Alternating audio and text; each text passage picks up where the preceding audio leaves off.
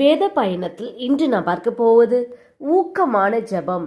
அப்போஸ்தலர் 12:5 சபையார் அவனுக்காக தேவனை நோக்கி ஊக்கத்தோட ஜெபம் பண்ணினார்கள்.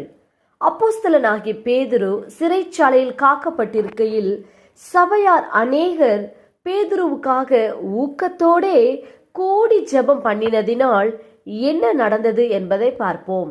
கர்த்தர் தம்முடைய தூதனை அனுப்பினார். தூதன் அவனை விழாவிலே தட்டி எழுப்பும் போது உடனே சங்கிலிகள் அவன் கைகளிலிருந்து விழுந்தது. வெளியே போவதற்கு தடையாயிருந்த அடைக்கப்பட்ட இரும்பு கதவு அது தானாய் திறவுண்டது. அவனுக்கு தெளிவு வந்தது, விடுதலை கிடைத்தது. ஆம், அவர்கள் கூடி ஊக்கமாய் ஜெபிக்கும் போது கர்த்தர் விடுதலை கொடுத்தார்.